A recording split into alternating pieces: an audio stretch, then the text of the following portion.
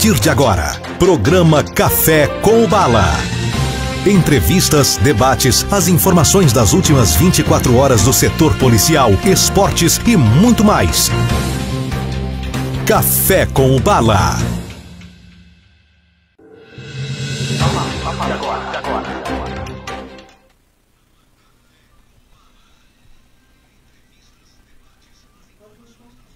Bom dia, meus amigos, bom dia, minhas amigas. Mais uma vez estamos aqui, agradecendo sempre a Deus pelo dom da vida, pelo dom dos amigos e graças a eles que nós sempre podemos conversar com todos, falando sobre as nossas cidades. Ontem nós falamos sobre Piém. O Piém que quando eu, aqui na Fazenda Rio Grande, ouvia falar, nossa, que legal, Piém, quero conhecer essa cidade um dia. Hoje, até posso dizer que sou doutor em Piém. Conhecemos várias pessoas, temos muitos amigos e gostamos muito dessa cidade chamada Piém. Vamos convidar os outros possíveis candidatos a prefeito lá do município de Piém para estar aqui junto com a gente. Ontem foi o Maicon Groscoppi e também o Pedrinho da Farmácia, que estão aí construindo a sua candidatura, pré-candidatura nesse momento, né?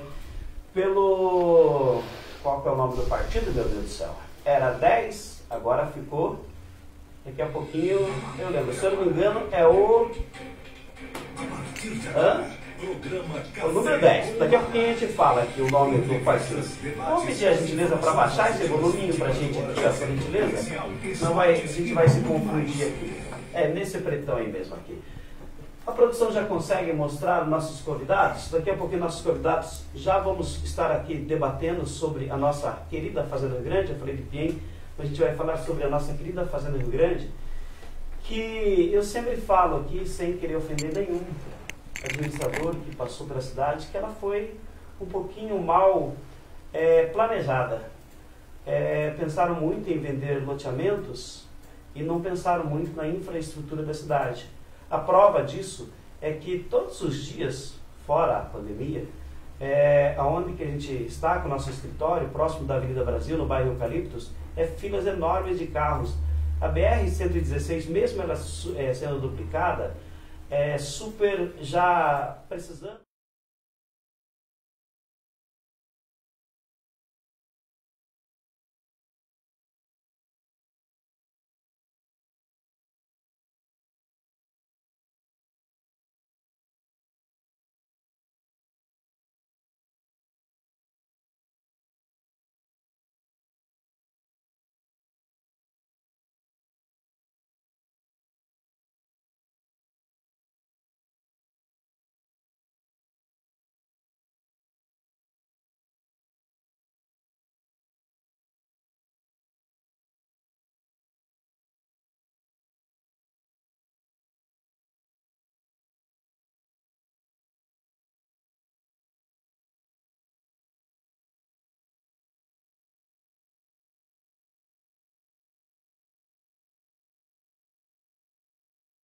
Todos esses 14 nomes nós observamos que estão mesmo dispostos a disputar uma eleição. Recebo aqui o Filipe Macron e também o doutor, né, conheço como advogado, sim, professor, o Jacó. Bom dia, Filipe. Muito obrigado por estar aqui junto com a gente. Bom dia, Pedro. Muito obrigado pelo convite, Jornal Repórter. Bom dia, população, aos nossos espectadores e ouvintes. E vamos tomar esse café com o Bala, então. Perfeito. Doutor, porque eu conheço o senhor, né, advogado, brilhante aqui na Fazenda Rio Grande, uma vida bem tranquila. Por que o senhor resolveu colocar o seu nome à disposição da população? Gostaria que o senhor falasse um pouquinho do senhor também. Tá, bom dia, Pedro. Bom dia à nossa população de Fazenda Rio Grande. Essa pergunta aí que você me fez, por que eu decidi entrar na política agora? Porque eu me importo com a Fazenda Rio Grande, nós nos importamos com a Fazenda Rio Grande, né? Nós temos visto, desde a época que eu cheguei aqui, um pouquinho da minha história, eu cheguei aqui em 1986, quando foi comprado um terreno na frente da Liblon, e nós construímos lá um barracão.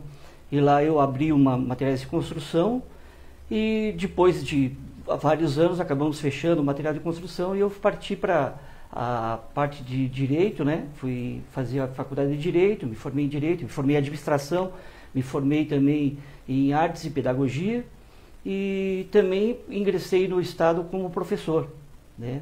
E desde então, eu estou aqui na Fazenda Rio Grande e vejo toda a população, toda a necessidade, o crescimento que a cidade teve, o crescimento desordenado, e diante desse crescimento desordenado e dessa população que é carente na nossa cidade, nós achamos por bem colocar o nosso nome na disputa eleitoral para que seja analisado, né, para que seja visto se é possível que nós entremos na prefeitura e façamos um bom trabalho, né? Daí fui procurado pelo Filipe, pela Democracia Cristã, que é o partido dele, e aceitei a ideologia da Democracia Cristã, que é a parte de respeito à família, respeito aos princípios republicanos, e decidimos agora formar aqui, ele como vice, como prefeito e eu como vice, né? Formar essa parceria para ver se nós conseguimos alcançar o objetivo maior, que seria a eleição da prefeitura. A minha fala no início aqui, ela é verdadeira? A nossa cidade, ela foi mal planejada desde o início, doutor? Sim, eu acho que faltou mais parte técnica dentro da prefeitura, né? Na verdade, eu acho que quando você tem, por exemplo, uma secretaria de obras, você tem que colocar uma pessoa, um engenheiro, uma pessoa técnica para desenvolver. No urbanismo também tem que colocar um urbanista, né? Em todas as áreas da prefeitura deve ser colocados técnicos, não pessoas ligadas à política. Foi isso que eu achei desde o começo. E essas pessoas técnicas, com certeza, desenvolveriam melhor a cidade. Teria que ter um plano todo urbanístico voltado para a cidade para que essa desenvolvesse bem melhor. O que você falou no início, sim, é claro, a BR-116 já há muito tempo era para ser duplicada, quando foi já estava exaurida, já não podia mais ter tantos veículos assim, porque não suportava mais. Então tem esse caminho alternativo aqui por trás, que vai aqui pelo Umbará, e também tem aquele caminho alternativo ali pelo Tatuquara. Só que o caminho do Tatuquara é mais difícil porque você tem que ir até um ponto para fazer o retorno, né? Bem complicado. Filipe, eu confesso que de todos os candidatos que passou por aqui, né, você foi um que eu tive que pesquisar. O Dr. Jacó eu já conheço, né, de bastante tempo aqui da Fazenda Rio Grande, dos cafés nas panificadoras, né, sempre debutando, tudo certinho.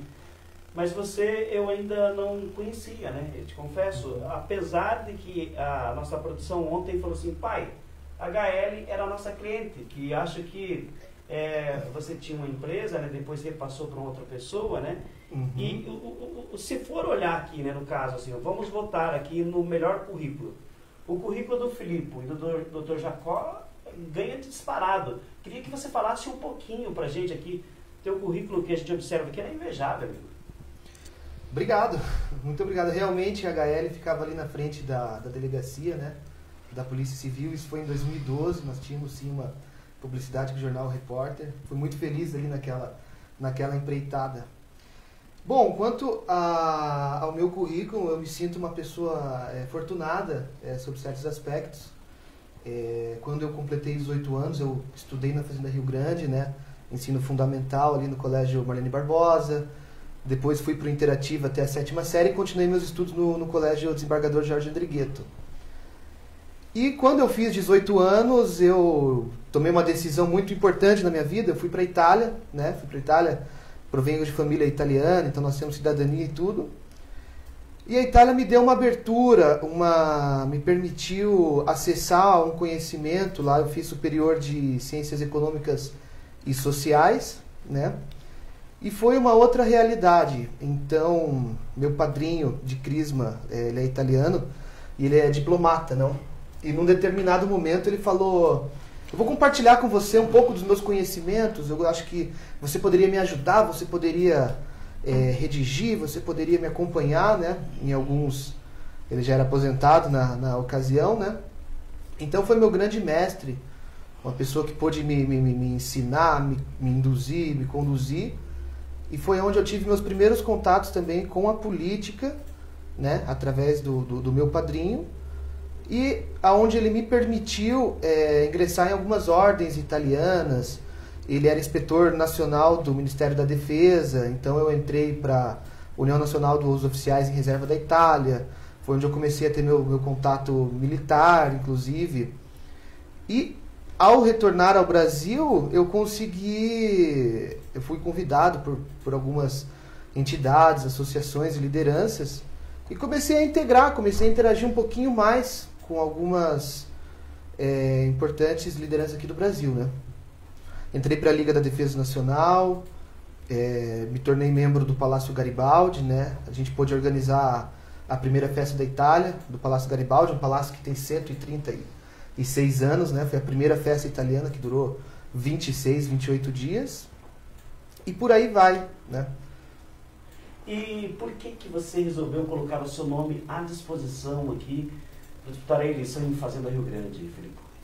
Eu acho que o principal ponto é o ponto da renovação, né? Da inovação. Nós vemos nós que acompanhamos o crescimento da cidade desde que ela tinha 40 mil habitantes, 60 mil habitantes, nós vemos uma estrutura que, se nós pegarmos os 4 anos anteriores, os 8 anos anteriores, 12 anos atrás, governo Chico Santos e assim por diante, nós vemos uma estrutura, na minha opinião, onerosa, onde basicamente são as mesmas pessoas que têm gerenciado o município.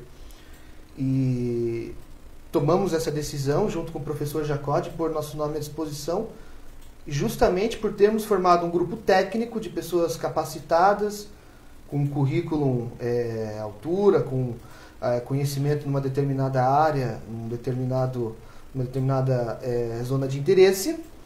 E o principal, pessoas que nunca tiveram envolvimento direto com a política, né? Ou seja, nunca trabalharam com cargos comissionados, nunca foram candidatos a algum pleito eleitoral. E eu acho que isso é o que poderia trazer a diferença em respeito aos outros candidatos. Foi o que nos induziu a tomar essa decisão, né? Você se considera um candidato de direita? Me considero. Você apoia o presidente Bolsonaro? Recentemente ele teve uma atitude aí, eu gostaria de saber a sua opinião. Você é favorável a ele nessa questão dele ter exonerado? Não exonerado, né? Ele fez algumas atitudes que teve que... O Sérgio Moro teve que pedir a exoneração. De que lado você fica? Pois é, a estrutura... essa estrutura democrática que nós vivemos, essa república que nós vivemos, muito embora alguns digam, né, o Bolsonaro foi o novo, mas ele já era deputado há 28 anos, né? Ele já tinha uma longa carreira aí na administração pública.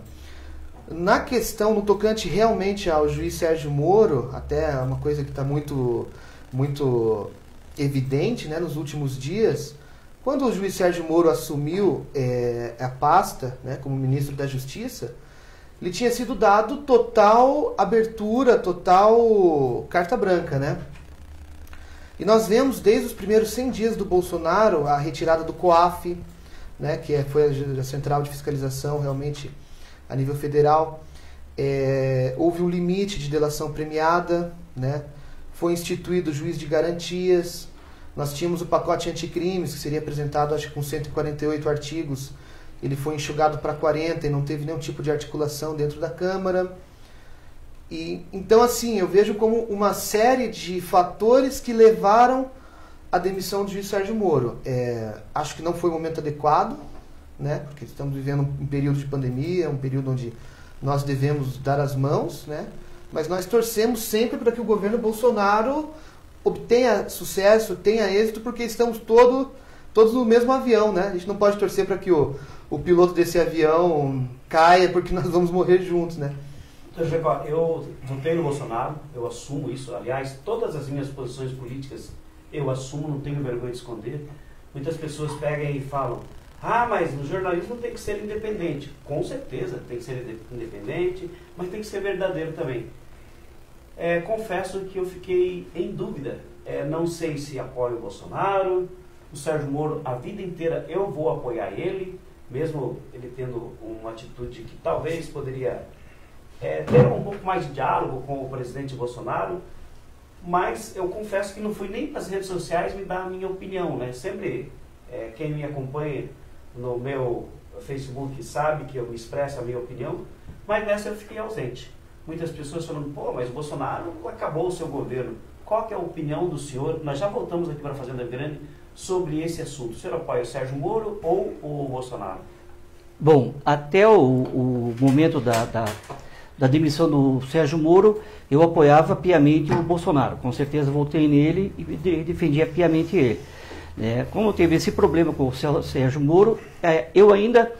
Não é que eu não decidi qual lado estou esperando o julgamento do STF, porque na verdade o Procurador-Geral da República, o Aras, ele mandou um pedido de investigação ao STF, tá? O STF vai analisar se vai deixar ou não fazer essa investigação sobre o caso.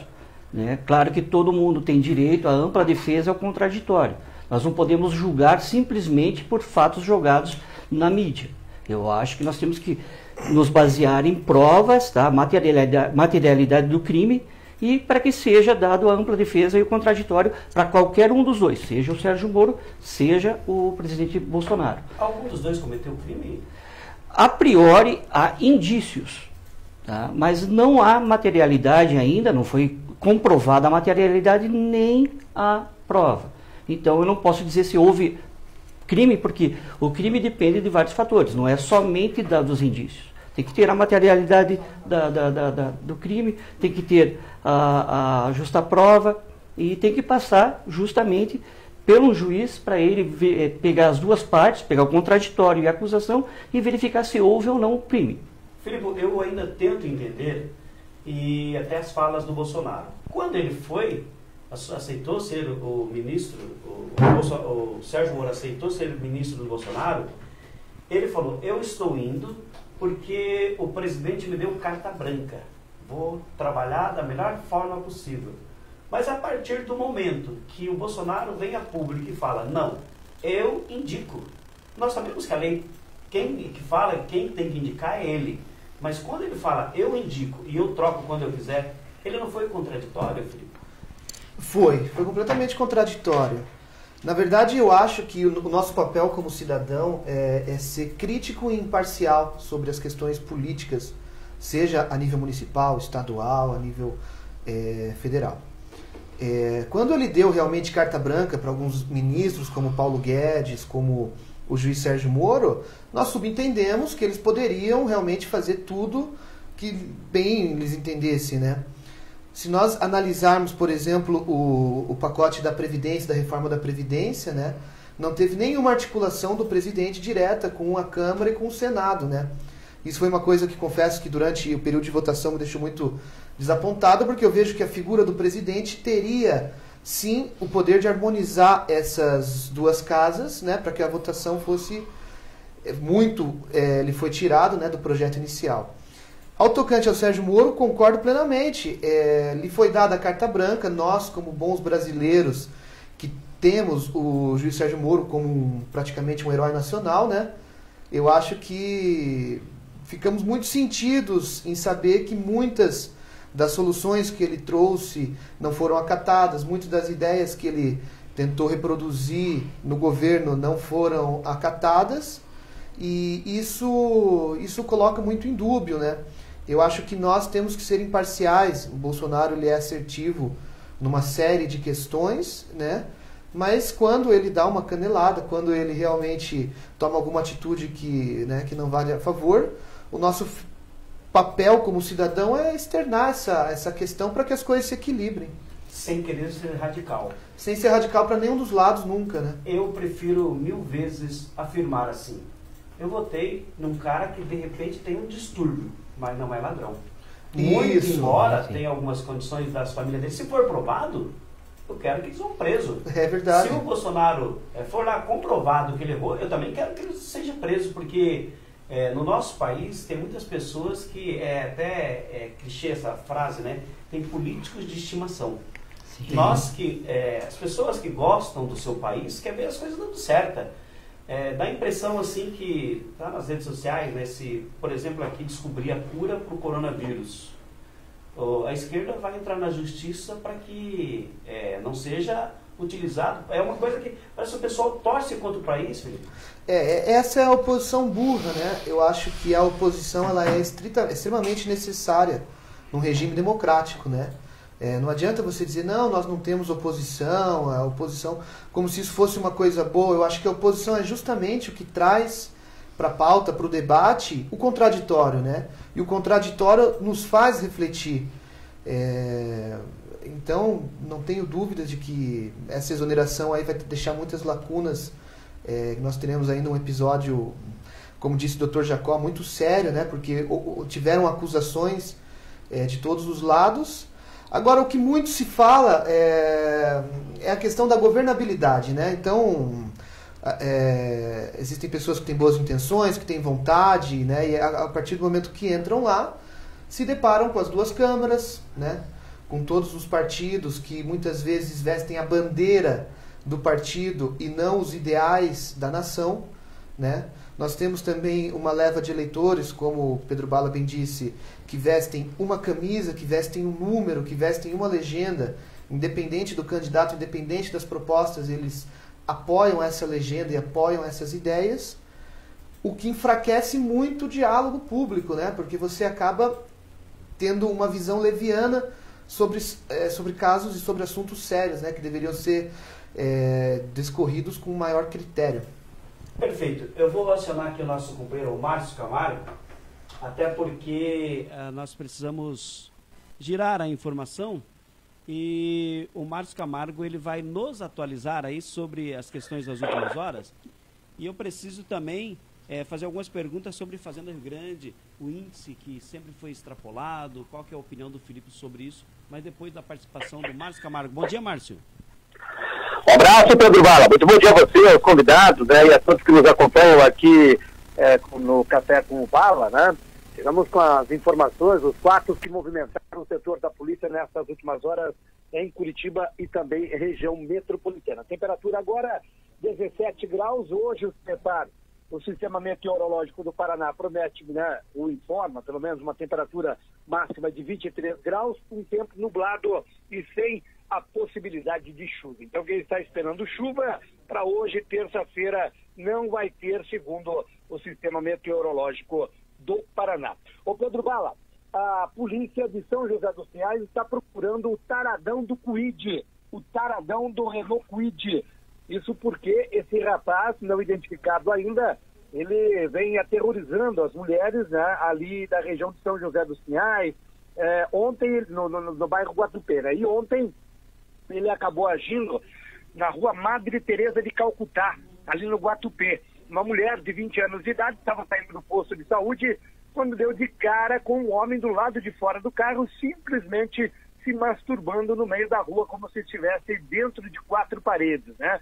A mulher saiu correndo, pediu socorro, o homem entrou no carro e desapareceu. E ela contou, então, para a polícia ontem que as suas 2 irmãs já passaram pela mesma situação com este homem, o taradão do Kwid. Então, antes que Deus o livre, aconteça algo pior, de repente um estupro, né, coloca dentro do carro, estupra, mata, né, a população do Guatupê está pedindo ajuda, denunciando este homem. A polícia pede ajuda também. Se você conhece, né, quem é esse homem que tem um Kwid e fica se masturbando no meio da rua, você pode avisar a polícia de forma anônima.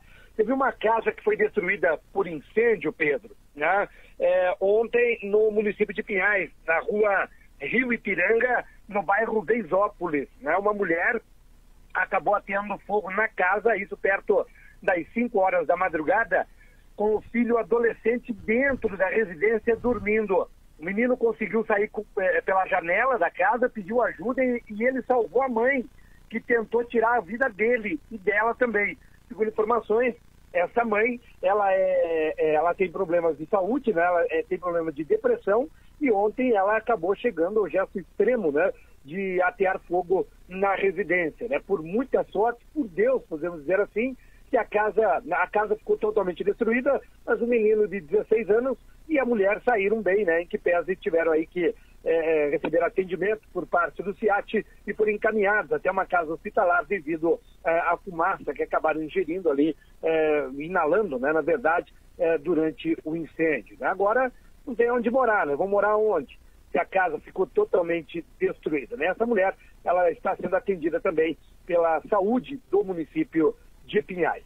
Teve um motociclista ontem à tarde em Piraquara, no Jardim Ipanema, na rua Horácio de Oliveira, no Jardim Ipanema, em Piraquara, que acabou atirando contra uma pessoa. Na verdade, ele foi para matar um homem, né? E ele acabou atirando contra esse homem, e quando ele foi guardar a arma, Pedro Bala, veja você que o feitiço virou contra o feiticeiro, como diz o velho ditado. Ele, quando foi guardar a arma disparou e acertou o abdômen dele. E ele, o autor da tentativa de assassinato também caiu ferido, né, do lado da motocicleta. Ele ainda permanece internado no Hospital Cajuru, segundo informações, sob escolta policial, e deve, assim que receber alta, ser encaminhado à delegacia para ser autuado, né, em flagrante aí pela tentativa de homicídio que ele acabou cometendo ontem à tarde lá em Piraquara, no Jardim Ipanema, né? Pedro, o que nós falamos a semana passada com relação ao líder do PCC, que foi liberado pela Justiça, né, da penitenciária de Piraquara, né, porque ele estava no grupo de risco. Na verdade, aquele homem, me lembro o nome dele, ele acabou enganando, né, o juiz que assinou. Né, diz que a defesa dele diz que ele era hipertenso, que ele tinha problemas de saúde e por isso então não poderia ficar no presídio, e não tem nenhum caso de Covid, né, no sistema prisional do Paraná. Pelo menos Piraquara está livre. Não, mas vamos liberar porque o homem está no grupo de risco. Aí o juiz lá pegou e caneteou e mandou aquele líder embora. Ele rompeu a tornozeleira, né, e desapareceu. Foi aonde? Voltou lá para o primeiro comando da capital, né, onde vão trabalhar, né, jogar sinuca para trás, carpir. Claro que não, né, só que não, né. Vão tramar crimes e mais crimes aí. E ontem aconteceu de novo, só que dessa vez no Mato Grosso do Sul, né, na prisão em Campo Grande, condenado a incríveis 100 anos de prisão, né, pelo longo histórico criminal que inclui sequestro de um avião da extinta VASP, o Gerson Palermo, 62 anos de idade, também, segundo informações, um dos números 1, digamos assim, né, do primeiro comando da capital, né, também foi beneficiado porque a defesa dele alegou que ele é hipertenso, né, e tem diabetes. E aí o juiz, Dr. Divonfir Schreiner Maran, né, durante o plantão judiciário do último feriado, dia 21, ele pegou e assinou lá para o Difoncir ir para casa, né? O Difoncir saiu, andou 2 quadras, rompeu a tornozeleira e desapareceu. E dessa forma caminha a humanidade, né? Quem era para estar atrás das grades está saindo, né? Estão sendo liberados. E nós, as pessoas de bem, né, que poderíamos andar nas ruas, temos que ficar trancados dentro de casa. Agora, se a justiça não tomar uma providência, né, não pensar 2, 3 vezes antes de soltar esses criminosos, eu não sei o que vai acontecer, viu, Pedro? Porque, olha, 100 anos o homem é condenado. Primeiro comando da capital, líder, um dos primeiros, Gerson Palermo, está solto, pois saiu pela porta da frente do presídio. Aí não dá para ser feliz, né? E para a gente encerrar aqui, deixa eu ver se essa é a última notícia, é essa aqui mesmo.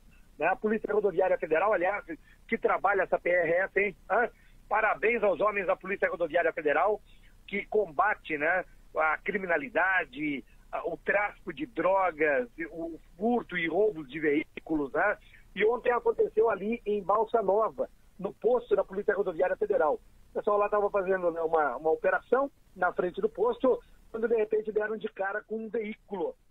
Um veículo que eles pediram para o motorista parar, o motorista não parou e saiu em alta velocidade com este automóvel. Claro que a Polícia Rodoviária foi atrás, né, houve ali 3 quilômetros de perseguição e 2 ocupantes de um Honda Fit acabaram batendo contra um barranco e capotaram este automóvel. Dentro do carro, ali na BR-277, a Polícia Rodoviária Federal acabou apreendendo 347 quilos de maconha. Tá aí o carro, né?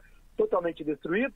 Os 2 homens presos. Se fosse um pai de família que estivesse ali, se acidentasse por acidente mesmo, não tivesse ocasionado, provocado o acidente, né, o pai de família estaria morto, né? Mas como é bandido, tem parte com coisa ruim, os 2 foram presos e encaminhados à delegacia de Campo Largo, né, para nós paranaenses darmos de comer, porque é através dos nossos impostos que, né, a Risotolândia manda, né, o rango para os presos lá na delegacia de Campo Largo. 2 a menos por enquanto para não encher o saco da população, mas vamos ter que dar de comer, né? E a polícia apreendeu 347 quilos de maconha, um golpe violento contra o tráfico de drogas. Só para encerrar, a informação que os 2 traficantes traziam essa droga e iriam entregar aqui na capital do estado. Só que acabaram ficando pelo fim do caminho, né? Estavam quase chegando, provavelmente já estavam comemorando, só que acabaram caindo do cavalo. Essas as ocorrências que movimentaram o setor da polícia nessas últimas horas, Pedro Bala. Daqui a pouco eu volto trazendo aí o balanço do Instituto Médico Legal, a violência, o termômetro, né, da violência em toda Curitiba e região metropolitana. Pedro. Muito obrigado, Márcio, e também muito obrigado pela homenagem que você fez a esse que vos fala aqui ontem. Rapaz, o negócio me pegou de surpresa, as lágrimas vieram, né? Muito obrigado, companheiro. Filipe, falamos culpa agora... da Jéssica, viu, Pedro? Culpa da Jéssica. É ela que ela me contactou no domingo, ela, Maicon, e aí eu falei, tô dentro. Falei assim, se é para homenagear o Pedro Bala, esse cara sensacional, esse cara, esse pai de família, esse guerreiro, esse empresário, né, maravilhoso, esse cara que pensa no futuro, né? Deixa com o Márcio Camargo que eu tô dentro. Parabéns, viu, Pedro? Ontem eu não consegui te parabenizar porque eu não queria, né, meio que alertado que nós íamos fazer no final do programa. Agora sim, parabéns atrasado, mas é de coração. Felicidades, viu, Pedrão? Você merece, meu irmão. Márcio. De coração, muito obrigado. E eu sei muito como te agradar, viu, Márcio? É só nós irmos lá para Agudos, lá ali perto de Santa Catarina, no Campo Alegre, ali no Cornélio, nas galinhadas lá, que você já fica bem feliz, viu, Márcio? É verdade, não precisa presente. Me convidou para ir para a região, Pedro, você já me presenteou. Abraço, meu amigo. Abraço. Bom, 8h41 agora, nós estamos ao vivo nessa terça-feira, conversando aqui com os pré-candidatos. É pré-candidato que fala, doutor? Ou pré? Pré-candidatos. Pré-candidatos. A prefeito e também a vice-prefeito de Fazenda Rio Grande pelo DC, Democracia Cristã. Lembra dele, do Emael? Pois é, um democrata cristão. Nós temos muitos assuntos para falar aqui da nossa cidade, da nossa querida Fazenda Rio Grande. Essa cidade aqui que eu acho que deu a oportunidade para um monte de pessoas que chegaram de várias partes do país. E talvez seja o caso do doutor Irineu aqui, que construiu a sua vida aqui em Fazenda Rio Grande. Então, por isso que a gente gosta tanto da nossa cidade e sempre estamos aqui debatendo sobre ela. Filipe, o Márcio Camargo falou agora, ali há pouco, de uma situação, doutor Jacó, também gostaria de ouvir a opinião do senhor sobre isso, da justiça liberar chefe de quadrilha do PCC para ficar em casa na quarentena. Para mim isso é um fim do mundo, né? A pandemia aí, para mim, é um fim do mundo já. Agora, liberar presos, condenados, estupradores, nessas questões, qual é a sua opinião sobre isso, Filipe? É uma demagogia, né? Se você desrespeitar as orientações, você vai para cadeia. Se você está na cadeia, você tem um alvará de soltura. Eu acho que tudo está relacionado ao grau de periculosidade do indivíduo, né? Então, eu não sei exatamente como está funcionando a questão de contingenciamento dos presídios, das delegacias, né? das prisões municipais e presídios. Mas eu acho que não é uma atitude mais inteligente a se tomar, né, durante uma pandemia. Principalmente, como eu disse, teria talvez que elencar o grau de periculosidade de certos indivíduos, se fosse para fazer um alvará de soltura, o que eu acredito que não seja o caso de um chefe do PCC, né, de um estuprador, uma pessoa que cometeu latrocínio e entre outros crimes hediondos. Essa é a minha opinião quanto ao assunto. Doutor Jacó, o senhor que de repente luta ali para colocar criminosos na cadeia, né? Também defende algumas teses, né? E como é para ver assim esses bandidos perigosos assim sendo soltos? É uma decepção, na verdade, porque se você pesquisar em outros países, nenhum deles liberou presos por conta da pandemia. Todos eles mantiveram seus presos lá porque já estavam isolados. Não há necessidade de se soltar preso. É somente no Brasil que houve essa soltura de presos aqui, sabe, indiscriminada, onde soltaram criminosos periculosos na rua, né?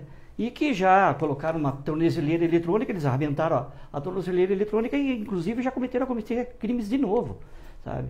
Essa história do juiz garantista, que garante muito a Constituição e não vai pelas jurisprudências que nós temos, é muito difícil, porque daí solta todos os ladrões. E o trabalho da polícia, que é um trabalho muito importante, de veras importante na nossa comunidade, ele é praticamente jogado no lixo.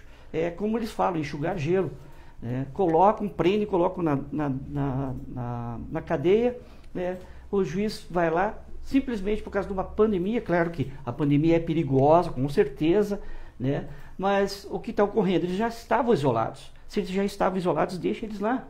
Eles só proibir as visitas, não ir ninguém de fora. Deixa os presos lá. Agora, a população está presa em suas casas e os bandidos sendo soltos. É uma contrariedade, é uma coisa que não dá para acreditar no país, né? Bom, eu quero agradecer muito a nossa audiência, sempre qualificada. Todos vocês que nos dão o carinho da audiência aí, perde pelo menos um minutinho do seu dia para nos escutar aqui e ouvir as propostas. Muito obrigado. Entre elas aqui, o meu amigo, o presidente da Sinfaço, Gastão Goncharovski, muito obrigado pelo carinho. Aí um dos melhores advogados aqui, também colega do senhor, Michel Pinheiro, nos acompanhando aqui. A gente tem algumas dúvidas, vamos lá, doutor Michel, nos esclareça, né? E muitas outras pessoas também, inclusive tem algumas perguntas chegando. Nós observamos ali algumas sobre o Jockey Club, né, Filipe? Daqui a pouquinho a gente fala sobre isso. Mas eu quero saber o seguinte, não estou aqui julgando o prefeito da Fazenda Rio Grande, Márcio Wozniak, que na minha humilde opinião, o nome dele deverá ficar na história como ótimo gestor aqui na cidade. Tem as suas contradições, principalmente pela industrialização da Fazenda Rio Grande, algumas outras coisas. Mas ele pecou muito na questão do índice de pessoal. Sempre lá em cima, 57%. Filipe, se você chegar lá, for o prefeito, como você poderia fazer para manter o índice dentro do exigido e também valorizar principalmente os funcionários de carreira, como os professores que fazem muito tempo que não tem ali um aumento real nos seus salários? Essa questão sobre os professores, o Dr. Jacó vai explanar um pouquinho mais, que ele tem números precisos ali para trazer para a população. Agora, a nossa matriz política e a matriz do partido, ela é uma matriz um pouco mais conservadora, né? E o que uma matriz conservadora tende a propor? Ela tende a propor uma diminuição do Estado. Ela tende a propor a máxima eficiência do serviço público, né? Então, como que você consegue a maior eficiência? Colocando pessoas de qualidades, né? Nós temos aí um ditado que diz que uma pessoa trabalha por uma, quando qualificada, 2 trabalham por 3, 3 trabalham por 5, né? Então, realmente, eu acho desproporcional a quantidade de comissionados e a máquina pública como se apresenta hoje, vista a arrecadação, né, e visto as necessidades do município, que muitas vezes acaba sendo priorizado um setor menos primordial, menos primário, ou de menor necessidade do que outros, né? Doutor? Bom, sobre a educação que a gente estava falando, eu acho que, na verdade, nós precisamos muito de uma valorização dos nossos professores aqui do município, né? Seguir um plano de carreira bom, que eles tenham uma valorização e sejam respeitados. E também uma capacitação, promover uma capacitação para esses professores para que eles subam na sua carreira, né? Hoje nós temos dados aí, que nós temos de 2017, que foi a última estimativa, que nós temos 19.388 matrículas no nosso município, né? São 45 escolas de ensino fundamental, né? Temos 940 docentes nesse ensino fundamental. É um contingente grande de pessoas e que não são valorizadas. Eu vejo professores aí, muitos deles doentes já, porque tem que trabalhar demais com os alunos, as salas lotadas, e que não estão sendo valorizados. Eu acho que sim, temos que deixar de contratar pessoas com contratos precários, como está sendo feito, né? E valorizar o funcionalismo público, principalmente a classe dos professores, que, no meu entender, em todas as gestões, as últimas gestões, foi deixada para trás. Foi inchada. Recentemente, o ex-secretário de Habitação esteve aqui, onde que o senhor está aqui, doutor? E ele acabou falando sobre alguns secretários que não compareciam para trabalhar. Até na minha opinião, o Tony ele não poderia simplesmente falar isso, né? Ou ele assume a sua denúncia, vai para frente, né? Busca Ministério Público, tudo em cima disso aí, ou fica quietinho, né? É possível enxugar a máquina e valorizar o concursado, e trabalhar com ele, doutor? Porque nós observamos, Filipe, que o prefeito, ele tem que chamar aquelas pessoas de confiança dele. Você é eleito prefeito, mas o doutor Jacó aqui é a pessoa que você tem a maior confiança. Você tem que estar com ele do teu lado. Mas é possível enxugar essa máquina para fazer uma boa administração? Com certeza, com certeza. Mesmo porque, como eu falei no começo da entrevista, né, nós temos que colocar pessoas técnicas, pessoas que saibam trabalhar com o assunto. Então, não há necessidade de colocar pessoas com cargos políticos lá, sabe? Tirar da Câmara dos Vereadores e colocar como secretários. Isso eu acho que não é uma administração, uma gestão viável. A gestão tem que ser programada, ela tem que ter técnicos que entendem da cidade. No urbanismo, um urbanista. Né? Na saúde, um médico. Na parte de obras, um engenheiro. Certo? Na parte de educação, um professor com mestrado, talvez. Sabe? Tem que colocar as pessoas certas nos lugares certos. E não inchar a máquina para que fiquem muitas pessoas lá, a folha de pagamento vai lá em cima, até fere a lei de responsabilidade fiscal, né? Somente para agradar certos colegas e amigos políticos. Teria uma coisa, Filipe, que eu não consigo entender. O doutor Jacó falou agora da questão de um médico na saúde. O médico secretário de saúde, o salário dele parece que seria 13 mil reais. Mas um bom médico, ou um médico, ganha nos seus plantões em torno de 50 mil reais. Como que seria uma mágica? Colocar um médico, seria melhor de repente um administrador, doutor? Porque até mesmo, talvez o senhor como advogado já percebeu essa questão, erros médicos. Quando que um médico vai falar assim, ó, meu companheiro errou? Tem um corporativismo nisso aí. O senhor não pensa assim também, Filipe? Fiquem à vontade. Bom, eu vejo o seguinte, né?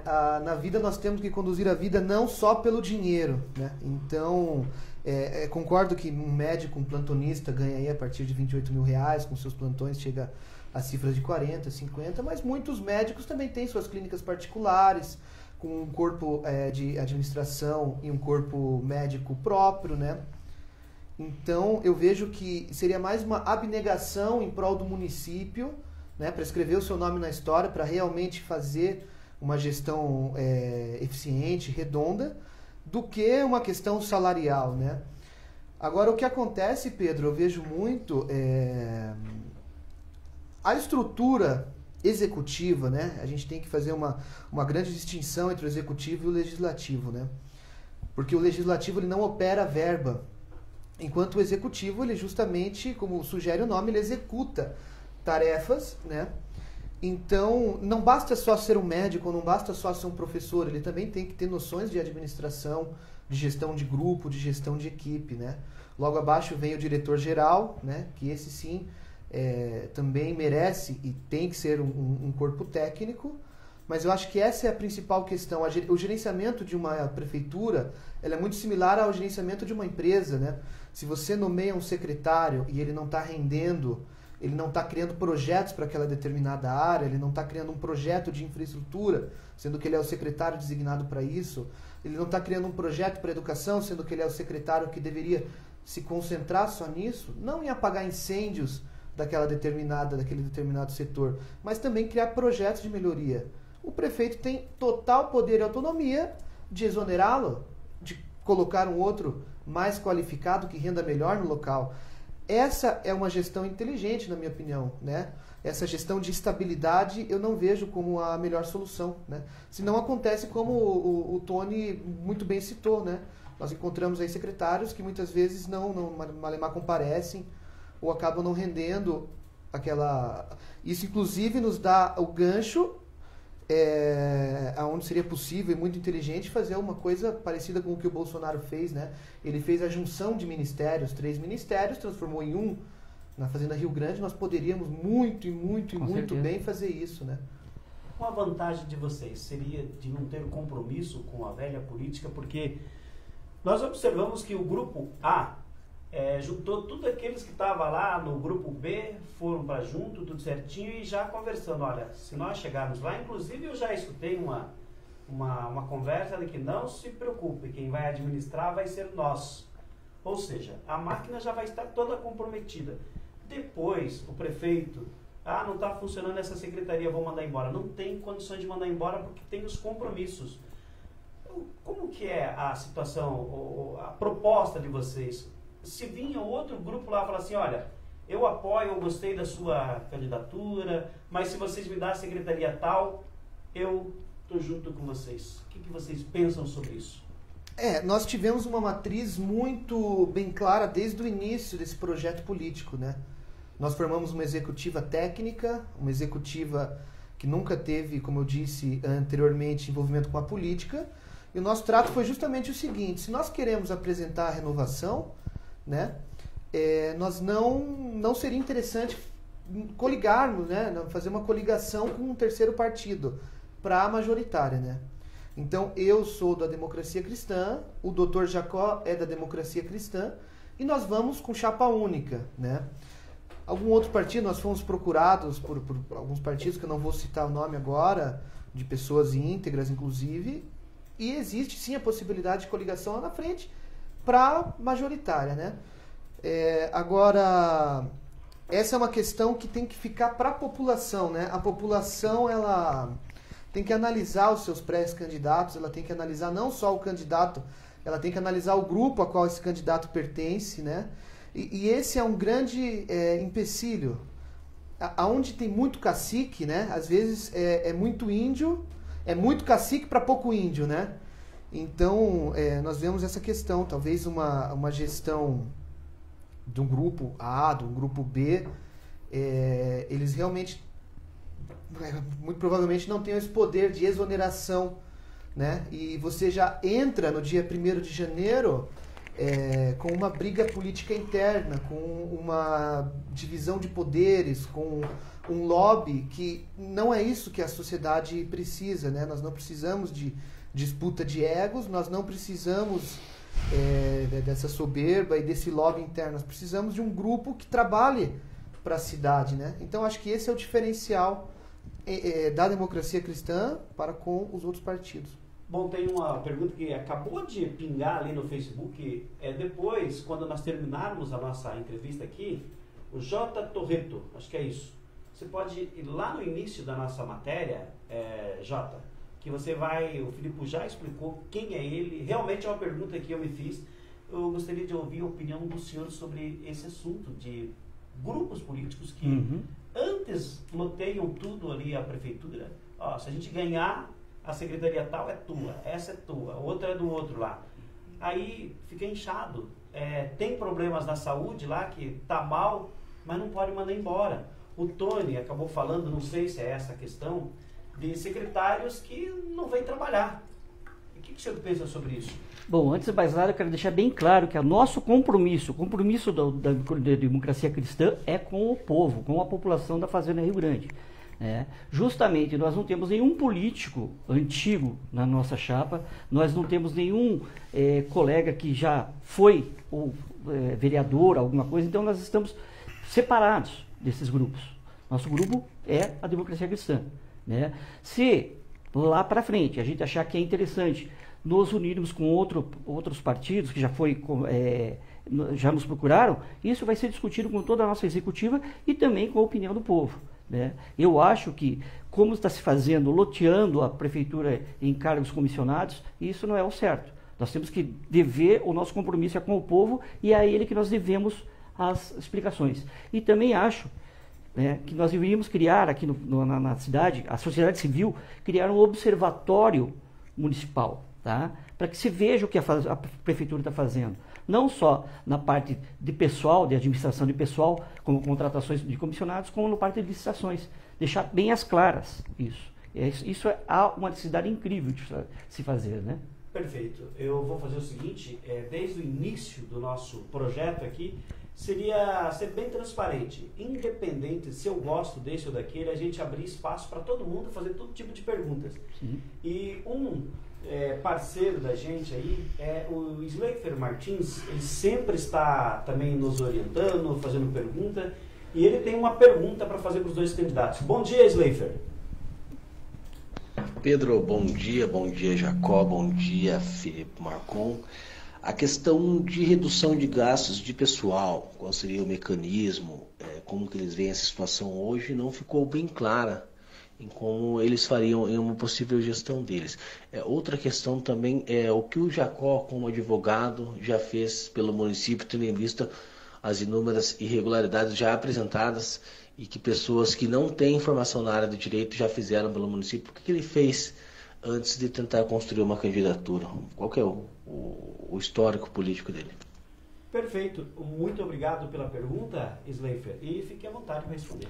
Bom, respondendo à primeira pergunta, a questão da redução de secretarias tem que ser estudada, mas eu vejo realmente como a possibilidade de fazer um conglômero dessas secretarias, reduzindo para um número de 12 secretarias, quem sabe até 9 secretarias, mas que sejam eficientes.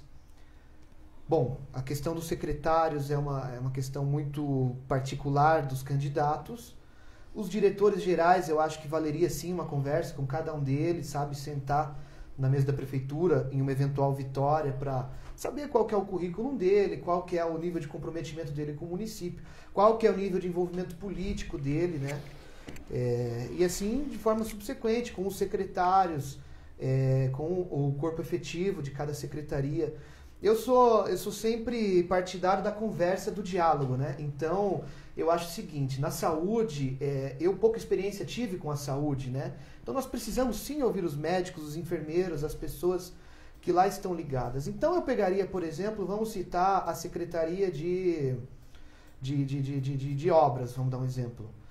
Eu tenho que perguntar para um diretor-geral, para um membro, uma pessoa efetiva dessa secretaria, qual seria o efetivo ideal? Está faltando funcionário ou está sobrando? Nós temos pessoas dentro da secretaria que estão com, como que se diz, com tempo ocioso ou todo mundo realmente está trabalhando? Não.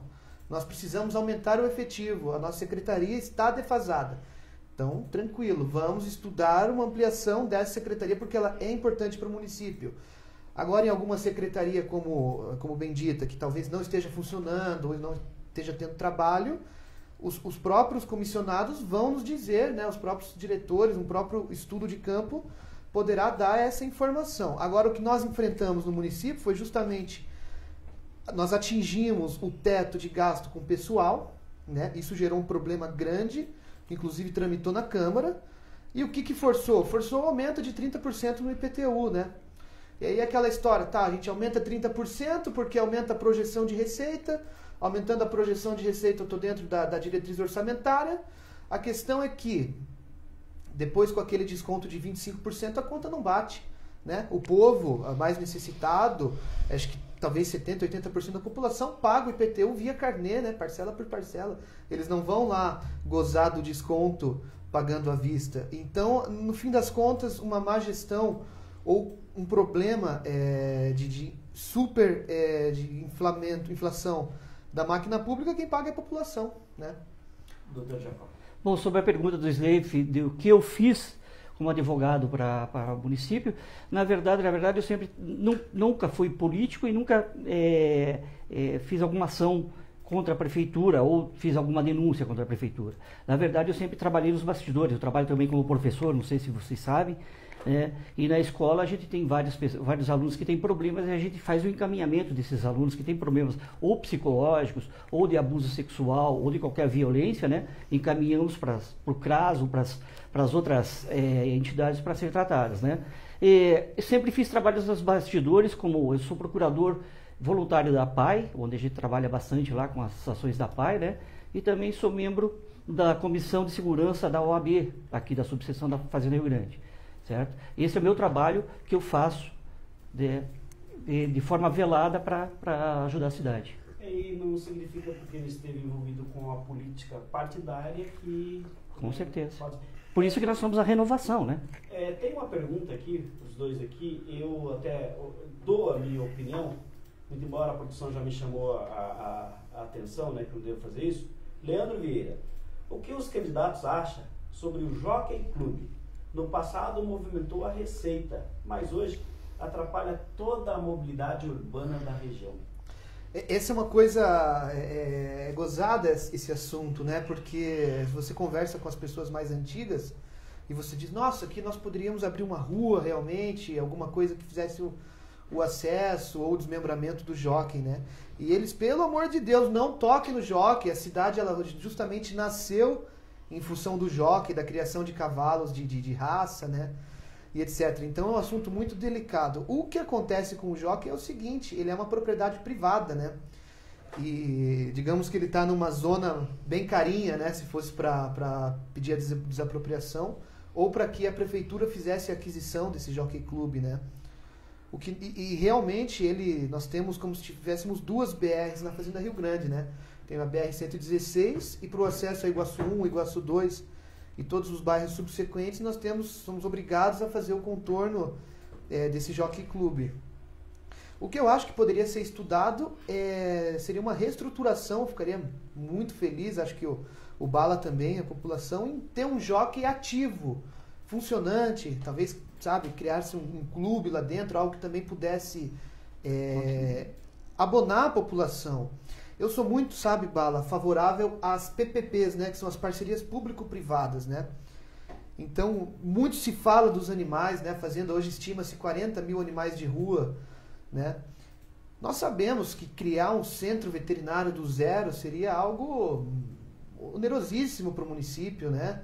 Manter toda essa estrutura, manter os profissionais, traria um custo enorme. Mas nós já temos instituições, inclusive a PUC, que já faz um trabalho muito bonito, né, com os animais, inclusive voluntário, né? Qual é uma solução inteligente muitas vezes? Você fazer uma parceria público-privada, você investe nessa questão, entendeu? E o município pode gozar desses benefícios. Talvez o jockey fosse a questão de fazer uma parceria público-privada para que ele desse um ar novo, se renovasse e a população pudesse gozar desse espaço. Doutor, o que você pensa sobre isso? Eu também entendo que o caminho seria uma desapropriação. Mas a desapropriação em uma área super valorizada teria a ver de onde que tirar recursos para isso. Aí entra na mesma questão, Filipe, da mobilidade urbana. Como lá atrás não foi pensada a cidade de uma forma correta, hoje teríamos que fazer muitas desapropriações para poder ter uma mobilidade urbana bacana. Observa aqui a Avenida Brasil, deveria ser tipo um binário, só que eu não sei se o pessoal esqueceram de anotar lá, aqui vai crescer, fazer uma ligação, outra ligação com o Parque Industrial da Fazenda Rio Grande. O que vocês pensam sobre a mobilidade urbana da Fazenda Rio Grande? Qual que seria uma proposta para isso? Bom, como eu já falei anteriormente, né, a cidade ela necessita urgentemente de um engenheiro de tráfego, né? Nós não temos um engenheiro, uma pessoa técnica que possa desenvolver um projeto aqui, né? Quem foi responsável pelo trânsito aqui foram pessoas que não eram especializadas no setor. Nós temos que colocar um engenheiro de tráfego, fazer um planejamento para ver aonde que nós podemos fazer esses binários, né? Se tiver que desapropriar, também teremos que ver o caixa da prefeitura, se é possível ou não, porque a desapropriação depende primeiro de um decreto de utilidade pública desse lugar e depois de uma desapropriação pagando o valor de mercado pelo terreno, não é o valor que a prefeitura estipula, né? E com certeza isso aí às vezes pode levar muito tempo, porque quem é desapropriado pode entrar com uma contestação e esse processo demorar muito, né? O que nós temos que ver, o que nós temos agora, pegar um engenheiro de tráfego, projetar a cidade para ver aonde nós podemos fazer binários, aonde nós podemos atravessar. Eu tenho uma ideia muito simples aqui que pode resolver um problema já sério de engavetamento, de aglomeração de carros ali na rotatória. Tá certo que pode ser que não seja responsabilidade da prefeitura, mas é fácil, dá para falar com a concessionária. Aquela rótula que tem ali perto do terminal, era só diminuir ela e fazer 2 pistas. Era muito simples, é um negócio simples que gasta pouco e dá fluidez. Dá para ver na outra rótula, que são 2 pistas, já desafoga bastante o trânsito. E ali também seria, sabe? É umas coisas simples que dá para fazer. E isso que eu não sou engenheiro de tráfego. Então, um engenheiro de tráfego com muito mais experiência, ele vai nos mostrar um planejamento para fazer isso. Essa é a nossa... Eu vou pedir licença aqui aos pré-candidatos. Tem o pastor Elias, lá do Veneza. Ele faz até um apelo aqui para nós do Jornal Repórter, e eu já sou bem claro aqui, Elias. Bom dia, gostaria de ver se vocês do jornal podem nos ajudar. Estamos desde sexta-feira, dia 24, sem água. O povo já não sabemos o que fazer. Ligamos para a Sanepar e eles dão um parecer que aqui no Jardim Colonial estamos sofrendo. Não temos água para fazer comida e tomar banho. Por favor, nos ajude vocês no jornal ou repórter. O nosso redator-chefe está na linha junto com a gente, vai falar um pouquinho sobre isso, mas eu já quero até pedir desculpa para o nosso redator, e a charada é o seguinte: não tem água, não choveu, não tem o que fazer. Infelizmente, acho que não tem o que ser feito, é só colocar o joelho no chão e orar, pedir a Deus que venha água. É isso, Luiz Augusto, bom dia. Olá, Pedro, bom dia a você, bom dia a todos que acompanham o Café com o Bala. Também quero parabenizá-lo, Pedro, pelo aniversário ontem. Não o fiz no ar porque realmente havia uma surpresa e, como disse o Márcio, a gente não poderia estragar esta surpresa. Antes de falar da falta d'água, Pedro, nós tivemos na madrugada de hoje, 5h25, um incêndio ali na Avenida Paraguai. Uma casa foi destruída pelo fogo, as causas ainda estão sendo apuradas. O Corpo de Bombeiros esteve lá com uma equipe e os soldados, eles são precavidos, né?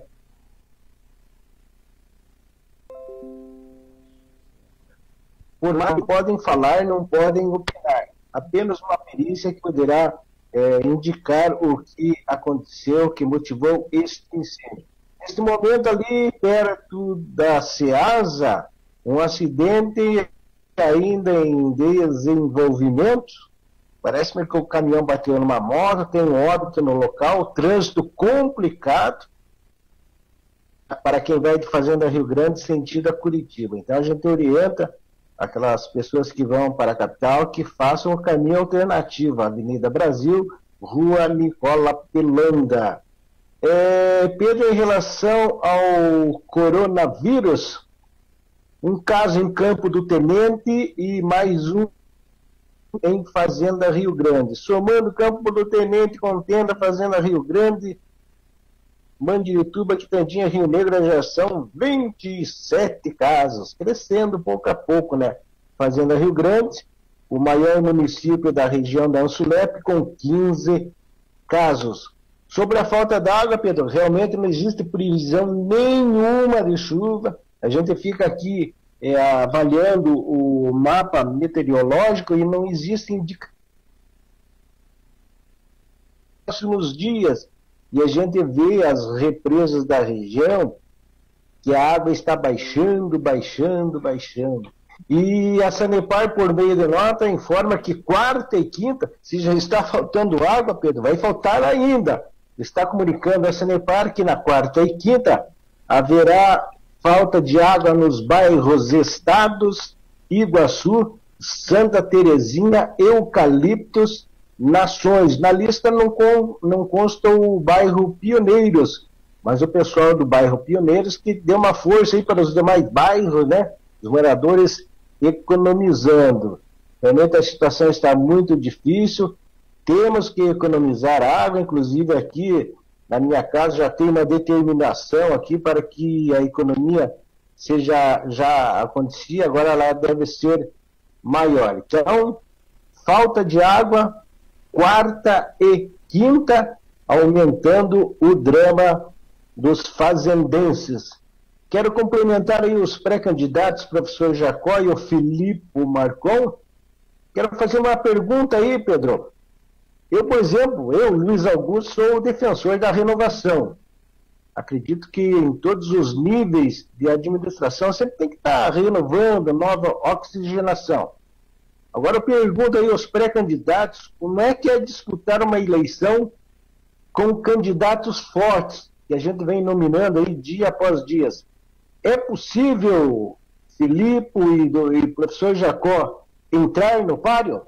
Bom dia. Bom dia, Luiz Augusto. Obrigado pela pergunta. Eu acho que é muito possível. Bom dia, Luiz Augusto. Desculpa. Bom dia. Eu acho sim muito possível, né? A nossa disputa não vai ser uma disputa econômica, né? A nossa disputa não vai ser uma disputa de capital político, de influências políticas, né? De tamanho do grupo. Eu acho que uma disputa inteligente ela é uma disputa feita com projetos, com propostas, com plano de governo, tudo baseado nas diretrizes orçamentárias, com base na arrecadação do município, com base nas competências, né, municipais, federais. Então, dessa forma, eu acho que é possível, sim. Nós acompanhamos nas últimas eleições aí a maior renovação histórica, né, a nível federal, com todos os nossos deputados estaduais, federais, e inclusive o presidente da República, né, que nunca tinha disputado ao pleito, né? Então nós vemos sim que o povo tem um anseio de renovação, tem um anseio de conhecer o novo, e nós gostaríamos de nos apresentar dessa forma, né? E durante toda essa caminhada nós teremos a possibilidade de apresentar nossos projetos, a nossa história e efetivamente quem somos, né? E depois o futuro a Deus pertence. Perfeito. E qual seria a principal bandeira do Democratas Cristão, Filipe? A principal bandeira são os valores conservadores e da família, da eficiência da máquina pública, trabalhando da melhor forma, gastando-se o menos, e o principal, a renovação, né? Ok. Muito obrigado, Luiz Augusto. Fazer aqui Bom dia para todos. Obrigado, Luiz Augusto. Daqui a pouquinho tem que caprichar aí que amanhã, né, a gente tem que mandar o Jornal Repórter para a gráfica, vai circular na quinta-feira. Vamos lá trabalhar então, meu amigo. Eu queria saber aqui dos dois candidatos, como que avalia o papel do vereador na atual aí gestão. Hoje eles fiscalizam o prefeito, apenas somente isso? Qual que seria o papel fundamental do vereador? Veja, isso é uma pergunta que realmente eu tento esclarecer para a população, até para alguns pré-candidatos da democracia cristã, né? Eu tive a felicidade de viver uma temporada na Itália, e lá não se sabe quando foi a última vez que se aprovou um projeto de lei, tá? E aqui tem essa tara de colocar outdoor na beira da BR, de dizer, porque eu já passei 250 projetos, já aprovei 300 projetos, sendo que eu não vejo essa como a principal finalidade de um vereador, né? O vereador, ele tem sim que ser fiscal do povo, ele tem que ser fiscal das contas públicas, ele tem que ser fiscal do executivo, dos secretários, dos diretores, do próprio prefeito em si. Isso é uma coisa que eu vejo como uma figura ausente no município, né? Nós temos leis muito bem estabelecidas, o Dr. Jacó poderá explicar melhor do que eu, a nível federal. Nós temos uma Constituição maravilhosa que é defendida mundo afora, tida como uma das melhores constituições do mundo. Nós temos lei trabalhista, nós temos lei, lei previdenciária, nós temos lei praticamente para reger tudo. Para que um vereador municipal entre e trabalhe o mandato dele para criar projetos de lei, eu acho que isso não gera o melhor resultado para o município. O melhor resultado seria fiscalização e trabalho efetivo, cobrança do que já existe. Doutor Jacó, se por exemplo o seu candidato a prefeito, né, o Filipe, ele ganhasse a eleição, como aconteceu aqui no passado, o Toninho Vancher, ele fez um contrato com a Confiança, terceirizando a questão da saúde. Depois o Nassib fez aditivo, a esposa dele renovou esse aditivo. O que o senhor orientaria ao seu prefeito? Que ele realmente terceirizasse a saúde do município, tendo em vista que o concursado, o médico, é complicado. Eu sou testemunha que uma vez tinha 5 médicos escalados, os 5 faltaram, não tinha o que fazer, funcionário público. Quando era de uma terceirizada, os 5 faltou, a empresa manda outros 5 para substituir aqueles que faltou. O que o senhor orientaria o seu prefeito como advogado e como vice-prefeito? Dá para fazer um contrato terceirizado para cuidar da saúde, para dar uma maior eficiência na saúde, doutor? Com certeza, com certeza. O gasto com saúde do município é muito alto para ele manter um hospital ou umas UPAs ou UBSs, né, abertas com todos os médicos lá concursados. É um valor muito alto. E a partir do momento que o STF permitiu que as atividades essenciais sejam terceirizadas, como a saúde, como a educação, é possível sim fazer essa parceria público-privada com contratos, né, e exigir da empresa que vai ser contratada que ela cumpra o que está no contrato, inclusive com cláusulas penais, inclusive se ela não cumprir. certo? Mas só que, primeiro, essa licitação já lá no começo, que a licitação tem duas fases, a fase interna, que é quando você projeta o objeto, verifica o objeto, faz a comissão de licitação, e a parte externa, que é depois que você publica o edital, né? Tem que ser bem claro e tem que fazer o seguinte, como eu falei anteriormente, tem que ter um observatório municipal de transparência para verificar as licitações, se estão sendo certas, tá? Se estão sendo cumpridas, né? Os contratos estão sendo cumpridos, e também na data da abertura dos envelopes, que tem que ser uma audiência pública. Eu nunca vi aqui na Fazenda uma audiência pública para abertura de envelopes de licitação. Tem que ser chamada a população, colocado lá, olha, a empresa tal colocou o valor tal, o envelope tal para o serviço, a outra empresa assim, porque é uma audiência pública, todo mundo pode participar. Eu acho que tem sim, tem condições de fazer um contrato com terceirizado, né, na área de saúde, e que possa prover todas as necessidades da nossa Fazenda Rio Grande. Eu tenho visto agora nesse tempo de pandemia, até me assustei, que tem a UBS ali perto do cemitério municipal que está fechada. Tem a outra UBS aqui perto do Bosa que também está fechada. No tempo de pandemia isso aí não pode ficar fechado. Se tivesse uma parceria, um contrato com uma empresa terceirizada, com certeza nós íamos exigir que essas UBS estivessem abertas. Eu não vejo uma movimentação para hospital de campanha, qualquer coisa agora na Fazenda Rio Grande, que é necessário por conta da pandemia. Essa é a nossa opinião, né? Perfeito. E você, Filipe, assinaria esse contrato? Tem aqui uma disputa aqui de quem é pai dessa confusão da confiança, que eu, no meu entender, eu não sei, até depois o doutor poderia falar pra gente, é uma briga interna lá dos conselheiros, porque em vários municípios do estado do Paraná, onde tem contrato da confiança, deu errado. O pessoal, seria uma briga interna, que essa questão da confiança aí, ou o modus operandi deles está irregular mesmo? Eu acho que o problema foi transparência desde o começo, né? O contrato, desde a licitação, como eu falei, até o contrato tem que ser transparente, tem que ser aberto para a população, né? E também dos vereadores de pegar e fiscalizar esses contratos, como é que está sendo processado, se eles estão sendo cumpridos ou não, né? Eu não posso te dizer qual que é o problema da confiança, porque eu não tive acesso ainda ao processo. Tá? Mas com certeza garanto que faltou transparência e faltou fiscalização. Exatamente, de todo mundo, né? Filipe, vou fazer uma pergunta para você responde, depois a gente vai ali com o nosso amigo Márcio Camargo, por gentileza. Você tem uma larga experiência, até uma pessoa aqui, o Jota Torreto, né? Ele está bem interessado aqui na nossa entrevista, é isso mesmo, Jota. Ele pergunta a questão se você estava no DEM, mas você está no Democracia Cristã, né? É o 27, DC né? 27. 27. Você tem uma larga experiência aí internacional, né? Já um currículo aí que nós falamos aqui invejável. Mas algum ponto da Fazenda Rio Grande, assim, que você realmente conhece, sabe que a Fazenda Rio Grande é carente e você precisa atuar? Por exemplo, ali no Jardim Colonial, o que você poderia falar da Fazenda Rio Grande? Bom, eu vi a pergunta, inclusive, do Leandro ali, sobre a questão do turismo na nossa cidade, né? Eu tive a felicidade de organizar a primeira festa da Itália, do Palácio Garibaldi, né, ali no Largo da Ordem. E ali nós tínhamos uma pequena abertura, né, geralmente nesses eventos sempre chamavam-se os mesmos grupos, as mesmas bandas, etc. E nós queríamos fazer uma coisa mais inclusiva, uma coisa um pouco diferente, né?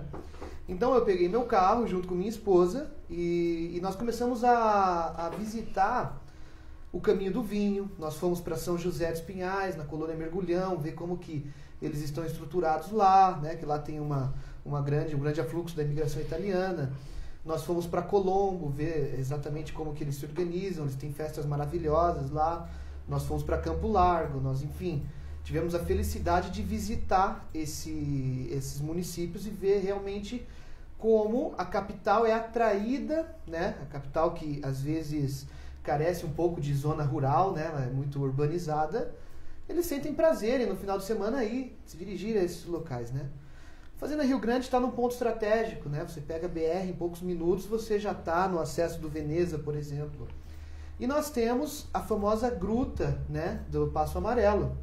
Aquela gruta, para ter uma ideia, ela foi fundada em 1933, né? Nós temos fotos históricas ali em volta da gruta. Nós temos a igreja do Marcelino, nós temos a igreja ucraniana. Eles têm uma tradição muito bonita, que é a tradição eslava, né? O batismo eslavo que eles fazem no começo do ano. onde naquela gruta era feito justamente o batismo eslavo. Então, na área do turismo, eu vejo essa questão do Passo Amarelo, ela poderia ser muito, mas muito desenvolvida. Já existe um projeto de interligação da igreja ucraniana com a igreja da colônia Marcelino, onde você desse oportunidade para a população fazer uma trilha, fazer cavalgada, fazer mountain bike. Fazendo a pavimentação dessa zona, você permitiria a abertura de restaurantes, agriturismos, artesanato, e nós poderíamos sim explorar muito tranquilamente a Fazenda Rio Grande, né? Nessa parte turística, tanto de visitantes vindo da capital, quanto o próprio povo fazendense, né? Final de semana se dirigiria a essas localidades para passar um final de semana agradável com a sua família. Perfeito. Vamos tirar a informação, produção. Marcos Camargo aí. Eu quero entrar no próximo assunto aqui, questão tem muitas questões da Fazenda Rio Grande, e é 9h25, meu Deus, era até as 9, né? Mas a gente precisa falar aqui, e a minha produção sempre me puxa a orelha, mas eu vou falar de novo aqui, viu, gente? Fazenda Rio Grande, questão da pandemia aí, do coronavírus, é verdade, álcool gel aqui na nossa redação tem bastante, tem até sobrando, tomamos todos os cuidados, se for preciso colocar máscara, nós colocamos, não temos vergonha de tudo isso aí. Só que, gente, a violência que mais mata é aquela do dia a dia, arma de fogo, roubo, a fome também mata demais, e o pessoal às vezes não se atenta para isso. Márcio Camargo vai nos atualizar sobre o boletim do Instituto Médico Legal das últimas 24 horas. Vem de lá, Márcio. Muito bem, Pedro Bala, eu chego agora com o balanço do Instituto Médico Legal na capital do estado, né? Os corpos recolhidos nestas últimas horas em Curitiba e também região metropolitana. Foram aqui 2 vítimas de ferimentos por arma de fogo, uma vítima do trânsito, na verdade 2 pessoas morreram no trânsito, né? Já eu vou falar aí de um acidente agora pela manhã, onde uma pessoa acabou morrendo ali no Tatuquara. Então, eu repito, foram 2 vítimas de ferimentos por arma de fogo, 2 pessoas do trânsito e 2 vítimas de enforcamento, né? Portanto, 6 corpos recolhidos no Instituto Médico Legal nestas últimas horas. Ontem, à 1h30 da tarde, era recolhido o corpo de José João Barbosa, vítima de ferimento por arma de fogo, tinha 57 anos. Esse corpo foi recolhido no Hospital Evangélico, onde ele estava internado. Às 5 horas da tarde de ontem, recolhido o corpo de Arão Elias Pereira, vítima de ferimento por arma de fogo também, veio lá do Hospital do Trabalhador. O Arão tinha 50 anos de idade. Às 8h20 da noite, recolhido o corpo de Ronaldo Correia. Esse corpo estava na UPA, né, de Pinhais, vítima de enforcamento. Esse homem tinha 50 anos de idade. E ontem, o último corpo, né, da segunda-feira, 21h10, João dos Reis, foi vítima de acidente de trânsito, tinha 66 anos. O corpo dele foi recolhido no Hospital Vita, né, Vita ali na BR-116. E na madrugada de hoje, 2h16, recolhido o corpo de uma mulher, 34 anos de idade. Esse corpo foi recolhido ali no bairro Tatuquara, na Praça Desembargador Joaquim Ferreira Guimarães, vítima de enforcamento. O corpo dessa mulher, não identificada, tinha 34 anos, permanece ainda no Instituto Médico Legal de Curitiba. Então, estes os corpos recolhidos, né, no Instituto Médico Legal nestas últimas horas. Total de 6 corpos, né, um ainda está por liberar, este que foi recolhido na madrugada, 2 na verdade, né, e o corpo vítima de acidente de trânsito ali no bairro Tatuquara. Aliás, Pedro, com relação ao acidente, né, a tragédia foi na manhã dessa terça-feira. A vítima foi Ricardo Vendramin, de 33 anos de idade. Ele trafegava com um caminhão Mercedes-Benz, né, um caminhão antigo, 1113, ali no bairro do Tatuquara, quando ele acabou se jogando, né, acabou sendo jogado do veículo, na verdade, e acabou morrendo ao cair no asfalto. O pai dele, né, o pai de Ricardo, acabou se desesperando e não acreditava, né, que o filho estava morto. Segundo o pai, o menino saiu normalmente hoje pela manhã para trabalhar.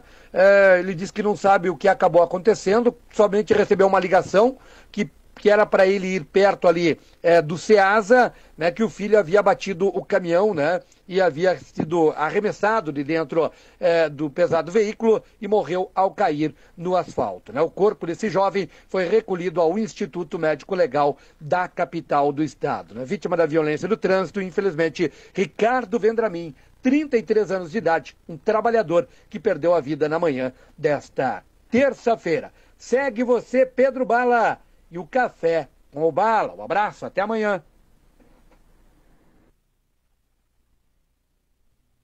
Muito obrigado, Marcos Camargo. Amanhã você volta nos atualizando aí. E vira aí, né, gente? Às vezes eu sou muito chato, né? Mas eu tomo meus cuidados, né? Tomo meus cuidados aí. Só uma coisa que eu queria dizer é que, em certo ponto, eu acho que o presidente tem razão. É muita tempestade, né? Tem lá o deputado missionário Ricardo Arruda falou aqui junto com a gente que a TV Necrotério, ela te assusta. Eu já, em hipótese alguma, eu gosto da Globo, eu gosto mesmo. A Globo tem programação sensacional, tem coisas ali incrível, né? No futebol, alguns programas de auditórios, eu gosto, eu sou fã da Globo, tenho muitas, jornalismo também, só que hoje não ligo mesmo. Vejo outras coisas, porque falar lá é só morte, é só morte, é só morte desse tal do coronavírus aí que eu nem sei lá. Pedir a Deus que isso não chega pra cá. Fazer o seguinte, a nossa produção aqui nos puxando a orelha, porque nós estamos falando, mas e os nossos apoiadores, e os nossos comerciais? Quero chamar a atenção aqui para você que está precisando de um celular, está precisando de repente comprar um fogão, alguma coisa nesse sentido. As lojas de Bacenter faz isso pelo WhatsApp. Pesquisa aí, lojas de Bacenter, é aqui da nossa região. E a de Bacenter, ela fez a questão do funcionário local. Ela ajuda o trabalhador da sua cidade, como é Mandirituba, como é Quitandinha, como é Campo Tenente, como é Agudos do Sul, como é Piem, como é Tijucas do Sul, funcionário do local. Se você vai comprar alguma coisa nesse momento, está precisando de uma geladeira, de um fogão, de um celular, de um televisor, do notebook, algo nesse sentido, dá uma procurada nas lojas de Bacenter. Você vai ajudar a preservar empregos na sua região.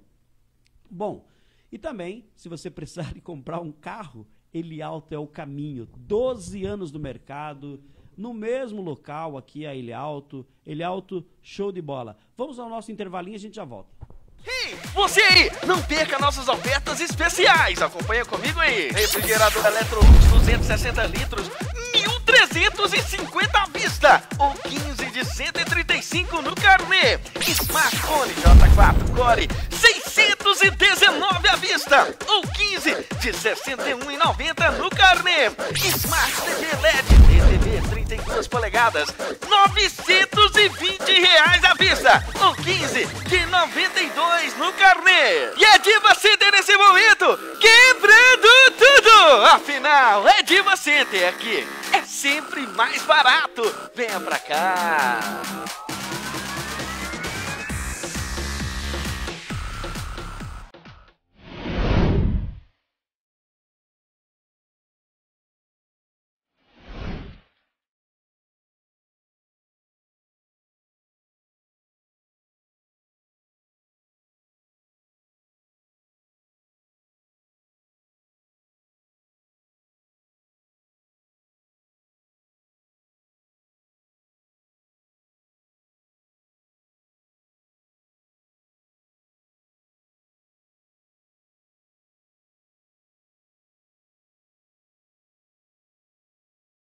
Com atendimento de ponta e pratos de primeira, a Churrascaria Ribas se tornou referência em Mandirituba. Refeições para qualquer hora do dia, com cortes de carne diferenciados, incluindo alcatra, picanha e carneiro, que tem até uma noite especial. Toda primeira quarta-feira do mês, o restaurante oferece a Noite do Carneiro, com música ao vivo e uma carne suculenta para quem é amante do prato. As sobremesas, então, são de dar água na boca.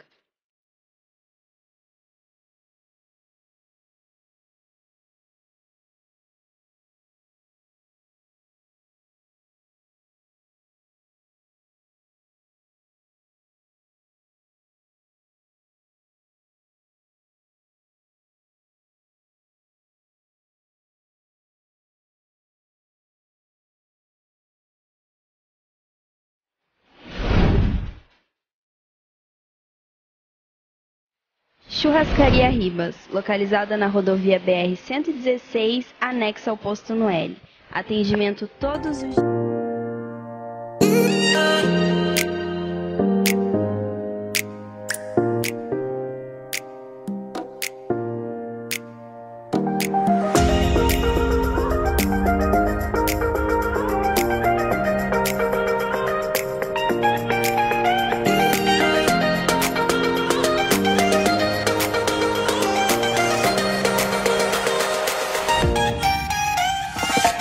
Eliauto Veículos, financiamento em até 60 parcelas fixas, melhores taxas do mercado, com grande índice de aprovação, carros com garantia e procedência, que você, amigo cliente, só encontra na Eliauto Veículos.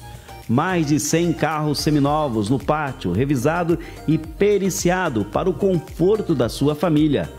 Venha para a Eliauto Veículos e se surpreenda com as ofertas que preparamos para você. Visite o nosso site, Eliauto Veículos. Há mais de 11 anos, realizando sonhos e fazendo bons amigos.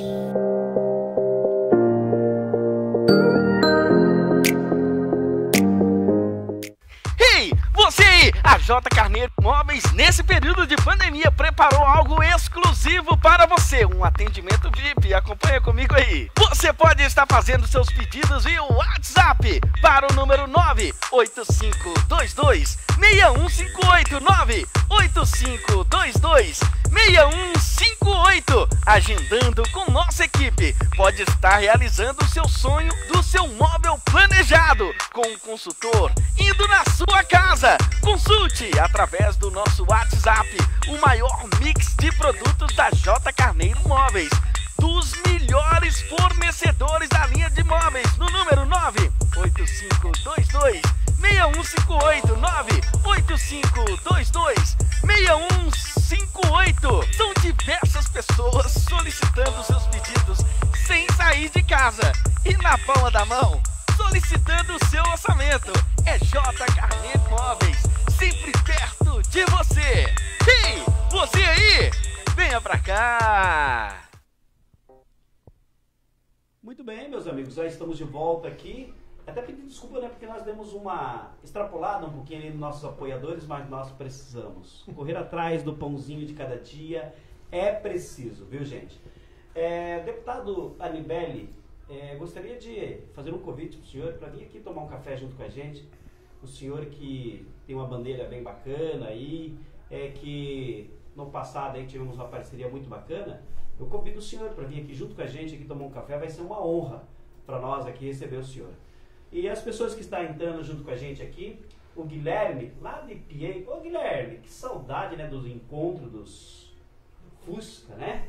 A produção aqui falou assim, a saudade era do cookie com café. É uma delícia, né? O Maicon Vinícius, muito obrigado. A Lucélia Canteri, também junto com a gente. O Antônio da Silva, o Ednilson Melo. Falando em Lucélia, eu quero agora aqui deixar, acho que talvez constrangido o nosso candidato aqui. Porque o pessoal está falando que nós somos muito água morna, né? Estamos muito só para um lado, bem tranquilo. Agora eu quero constranger o candidato aqui. Você, candidato a prefeito, nesse momento, pré-candidato, né? Mas vai sair pedir voto. O que você espera que a sua sogra faça? A Lucélia Pelanda. Que ela vote em você ou no irmão dela, Marcelo Pelanda? O que você acha que a sua esposa vai votar, a Monique? Que ela vote em você ou ela vote no tio dela? Uma pergunta para te constranger aí. Bom, no entanto, a gente pode voto é secreto. A gente pode se resguardar de que o voto é secreto, né? Mas nós estamos muito tranquilos quanto a isso, né? Todos têm as suas qualidades, seus atributos, e eu acho que a campanha, ela, muito embora tenha o apoio da família, mas ela é feita para a população, né? Ela é feita para os nossos eleitores e, como eu disse, uma disputa de projetos, é uma disputa de ideias, e eu acho que tudo isso enriquece, né, o processo democrático, né? A democracia é bonita porque ela nos permite isso, né? A partir do momento que você se dispõe, você acha que o fardo não irá pesar nas suas costas e que você tem condições, você pode se disponibilizar e entrar, né? Todos são iguais perante a lei, nós temos uma equidade de condições, na minha opinião, todos os candidatos. Mas nós estamos muito serenos quanto a isso. É uma piadinha recorrente, mas está tudo bem, nós estamos muito tranquilos. É necessário. O candidato, imagina.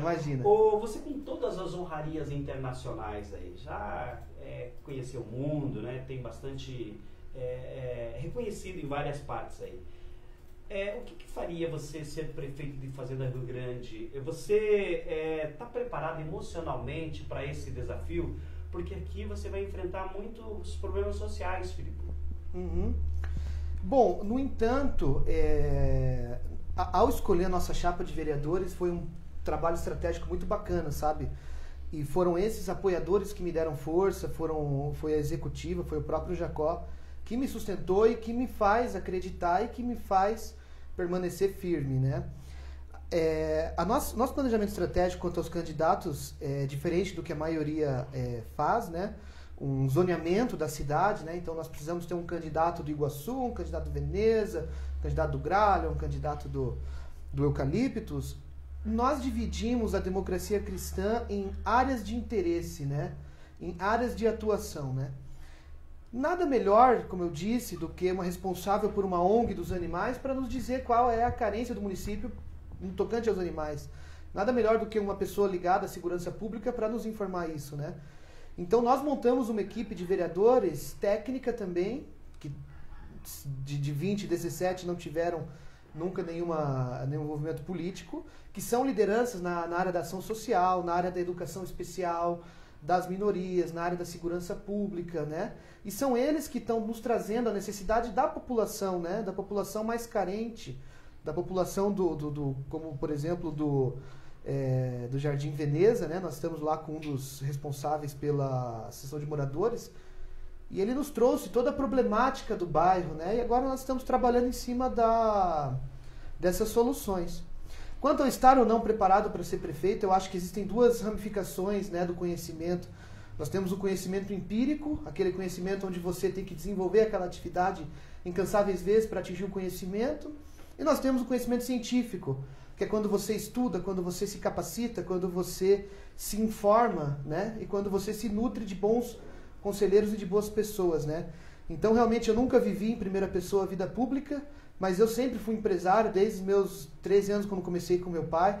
Vocês bem lembraram, né? Com 19 anos eu era dono da HL Informática, então, imagina, na minha primeira idade, e eu vejo que Sócrates dizia que talvez os predicados mais importantes para que um candidato ou para que um político esteja apto, ou seja, a melhor solução para um município ou para administrar a sociedade como um todo, é a sabedoria, né? Ser praticante do bem e ter amplo conhecimento da justiça, ou seja, ser um homem justo, sábio e de bem. E eu acho que a democracia cristã, junto com o Jacó, que agregou muito no grupo, apresenta esses predicados. Doutor Jacó, como que foi para montar a chapa de vereadores? A lei, ela exige que tem que ter pelo menos 6 do gênero, né? Foi fácil? Essa chapa está forte? Como que foi? No nosso caso foi muito fácil, porque eles aceitaram a nossa ideia de renovação, né? E foi muito fácil de montar a chapa e montar também a executiva do partido. Nesse ponto nós não tivemos dificuldades, inclusive até nossa chapa tinha até mulheres demais que exigem a lei, né? Então foi preenchido todos os cargos, ficamos com bons representantes, né? Como o Filipe falou, especialistas em certas áreas, né? E confio muito na equipe de vereadores e pré-candidatos a vereadores aí, que vai nos ajudar muito na eleição e também no trato com a cidade, se eleitos formos. Filipe, quando a gente vai fazer uma entrevista com um político, ele já vem preparado para qualquer coisa.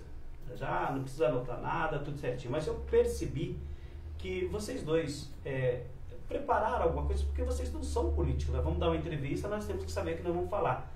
Alguma coisa que ficou aqui, eu até estava observando, nós estamos entrevistando e ali vem correndo as perguntas. Vocês também estão observando os comentários do povo. Alguma coisa concorda, outra discorda. Eu queria saber o seguinte, o que vocês anotaram lá? Falaram, isso aqui a gente tem que falar, esse aqui é o nosso projeto de governo, que a gente não perguntou aqui. Gostaria que ficasse à vontade. Eu acho que o principal ponto que nós anotamos e que nós refletimos sobre é justamente a trazer essa chapa da inovação, mas não só, né? Eu acho muito interessante quando alguns pré-candidatos apresentam, esse é o nosso plano de governo, que você vê que na verdade é um plano de ideias, não é um plano concreto, né, de se pode se viabilizar ou não, né? E nós, por termos montado essa chapa, onde é composta por professores, por educadores e por uma série de pessoas da sociedade civil, o nosso principal diferencial, ou o principal ponto que eu gostaria de elencar é isso. Nós estamos montando um plano de governo com assessoria de pessoas da área, né? Não será um plano de governo vago, um plano de governo aproximativo, ou utópico, né? Ah, eu vou comprar 50 viaturas, vou construir 2 hospitais, vou fazer 15 creches. Não, tudo com o pé no chão, baseado em diretrizes orçamentárias, temos um bom corpo jurídico e contábil.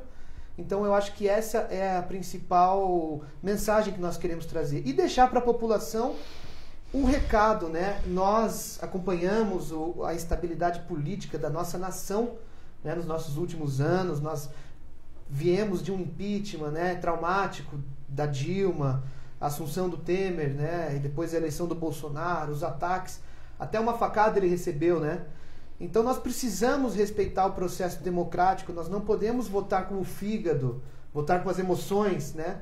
Nós precisamos votar com a cabeça. Então eu peço que, por gentileza, nessa caminhada, o eleitor, os nossos ouvintes, eles analisem realmente todos os candidatos, o grupo, as propostas, o plano de governo, a integridade moral de todos esses candidatos, porque só assim nós vamos conseguir construir uma Fazenda Rio Grande mais livre, mais justa e mais solidária. Doutora Jacó. Bom, eu faço das minhas palavras as palavras do Filipe, né? Com certeza nós queremos uma sociedade melhor, principalmente para a Fazenda Rio Grande. Tá certo que temos intempéries aí que ele já falou, as transições de governo, tal, essa pandemia que está nos assustando muito, né? Vamos procurar também aumentar o nosso índice de ocupação aqui na cidade, porque nós temos um índice muito pequeno de ocupação, né? Ele gira em torno de 17% agora pelos dados que nós temos aqui de 2008 do IBGE. Mas como é que nós vamos fazer isso? As empresas estão entrando todas em processo de falência por causa da pandemia. Eu acho que é o seguinte, na crise é que você tem boas ideias, na crise é que você tem que se reinventar, né? Eu acho que, estou vendo hoje em dia, né, nós principalmente, os professores, estão tendo que se reinventar e dar aulas por EAD. Tá? Os artistas estão tendo que fazer shows em live. Eu vi uma reportagem de uma senhora que ela trabalhava com bonecas de pano e ela não estava vendendo, ela aproveitou o pano para fazer máscaras. Eu vi ontem também uma outra reportagem em que o pessoal está buscando comprar por delivery pipoca de cinema, que é uma coisa que a gente não imaginava. Então, com certeza, as nossas empresas, os nossos investidores vão se reinventar, vão se reestruturar e nós vamos sim conseguir trazer novas empresas para cá, para que a nossa população tenha mais emprego aqui na Fazenda Rio Grande, não tem que sair daqui para trabalhar em outros lugares.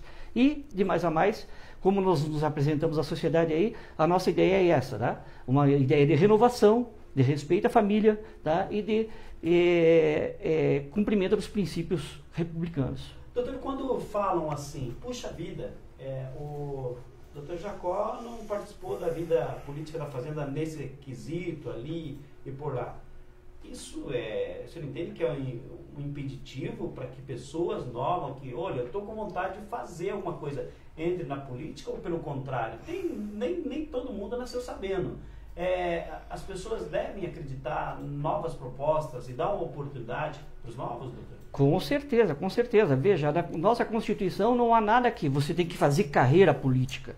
Não existe carreira política. E não é uma profissão, né? Não você é uma profissão. Prefeito, exatamente. Eu até, opinião própria no partido, eu sou contra a reeleição. Eu acho que a reeleição não deveria existir. Sempre colocar sangue novo lá. Porque senão se perpetuam políticos antigos e ficam gerenciando cidades, gerenciando estados o tempo inteiro. Eu acho que tem que ter a renovação. A renovação é necessária. É necessária para crescimento, para novas ideias sejam vistas, né? Se continuar sempre os mesmos, infelizmente, vai continuar a cidade do jeito que está. Então, a renovação é extremamente necessária.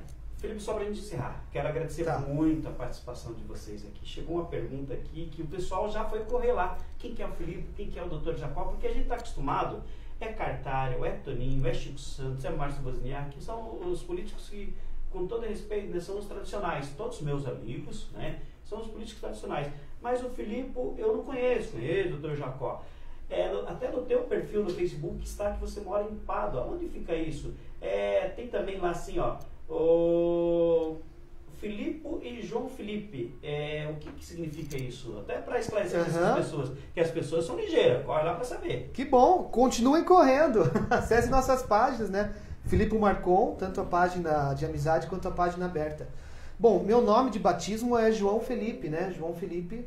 E como eu tenho dupla cidadania italiana, o nome João ele não é pronunciável na língua italiana, né? Porque o J não tem acento e o tio não existe. Então lá me foi dada a oportunidade de fazer essa troca de nome, essa adaptação de nome, né? Então, teoricamente, eu tenho um predicado na Itália e um que eu utilizo, me valgo no Brasil. A questão é que quando eu comecei a minha vida teoricamente pública na Itália, né? Eu retornei ao Brasil e esse nome Filipe ele continuou, eu continuei lidando com ele, as pessoas me identificaram por Filipe. E por bem nós achamos de manter esse nome para a campanha política também. É o mesmo que o Pedro Bala. É o Pedro Bala. Bom, muito obrigado pela sua participação, eu desejo muita sorte para vocês. Eu quero convidar vocês para vir outras vezes aqui, porque vocês que atuam na área de direito sabem que a lei ela permite que nas redes sociais nós façamos o nosso trabalho, desde que respeite, né, as determinações. Então, deixo aberto para vocês, porque geralmente as pessoas novas não têm uma abertura. E não que eu queira aqui, vote nesse, eu vote naquele, mas para levar as propostas e que o povo, o morador da cidade, aquele que mais precisa, saiba escolher bem os seus candidatos. Muito obrigado mesmo, vocês enriqueceram muito aqui o nosso trabalho. Bom, nós é que agradecemos essa participação e estamos sempre dispostos à população e também à imprensa, que é o corolário da democracia, né? A imprensa livre e isenta, com certeza é o corolário da democracia, e estamos dispostos aí a tentar fazer um bom governo na nossa cidade e estamos à disposição da população aí pelas mídias sociais e pelo nosso Facebook da Democracia Cristã, né, Felipe? Isso mesmo. Obrigado, Pedro. Não tenho como agradecer esse convite. Foi uma manhã muito feliz aqui, tomei tua garrafa de café quase inteira, mas eu acho que discussões como essa só enriquecem o debate público, né? Ninguém quer aparecer como salvador da pátria, impor que nós somos a melhor opção ou a pior, mas são em momentos como esse, com uma imprensa livre e justa, que nós conseguimos debater ideias, né? Eu parabenizo, por exemplo, o Renan, que teve a feliz iniciativa de criar um seminário político, né? Foram 2 noites, né? Esclarecedor, até para quem já trabalha na política, quem já vive a política, saiu de lá muito esclarecido. Eu espero que esse debate continue ocorrendo e quem sabe no futuro próximo nós possamos promover um debate, né? Conte com a minha ajuda, com o meu aporte, inclusive, se necessário for, para organizarmos, né, depois das convenções partidárias, um debate entre os candidatos, para que a gente possa ouvir de cada um pouco da sua história e um pouco de suas propostas sobre tocante, né, sobre a educação, sobre pautas sensíveis, né? Até o jornal ele tem 2 pedidos, né, para realizar 2 debates. Como que a gente vai fazer? Deus que sabe, mas a gente tem essa intenção e que moramos na Fazenda Rio Grande, amamos a Fazenda Rio Grande e queremos que o melhor esteja lá com a caneta para administrar. Isso mesmo. Então, um abraço a todos vocês que nos acompanharam nessa manhã de terça-feira, e gostaria de dizer que estamos abertos. Qualquer dúvida, qualquer esclarecimento que se faça necessário, escrevam a Democracia Cristã, escrevam no meu privado, que nós estamos aqui para esclarecer, nós não temos absolutamente nada a esconder da população. Então, um grande abraço a todos. Obrigado, Pedro. Perfeito. Meus amigos, vamos esclarecer amanhã. A nossa agenda aqui é o Rodrigo Rodrigues, o tema O Jovem na Política, como foi o caso aqui do Filipe, né? Jovem com a experiência, que é a chapa que está se formando aqui. O Rodrigo Rodrigues, hoje ele é assessor do Ratinho Júnior, morador de Fazenda Rio Grande, suplente de vereador em Mandirituba, e nós vamos estar conversando sobre esse tema na live de amanhã, no programa de amanhã. Na quarta-feira, eu fiz um convite aqui, ele aceitou. Na quinta-feira, o Sleifer Martins, junto com o Ederson, vai debater aqui todas as propostas dos candidatos que passaram por aqui. Eu acredito que nós conversamos com todos até esse momento. O Dr. Nassib, nós fizemos algo gravado com ele e está nas nossas redes sociais. Na sexta-feira, quem vai vir aqui conversar com a gente, tomar um café, é o médico aqui da Fazenda Rio Grande, é um doutor que vai vir aqui tomar um café junto com a gente e debater as ideias da política da nossa cidade. O doutor Demétrios vai estar aqui junto com a gente tomando o nosso cafezinho. Nós convidamos você para, se você gostou do nosso projeto, dá uma curtidinha lá, comente, curta a nossa página, tanto no Facebook como no YouTube, esclarecendo os amigos que estão no YouTube, que gostam de ir lá na Smart TV, muito embora o Facebook também você vê pela sua Smart TV, você vai ver daqui a pouquinho o vídeo pelo YouTube, que hoje deu um probleminha aqui, mas a gente já vai estar solucionando para que todos os candidatos consiga expor a sua ideia para o maior número de pessoas possível. Um abraço a todos, fiquem com Deus e muito obrigado pelo carinho da audiência. Tchau.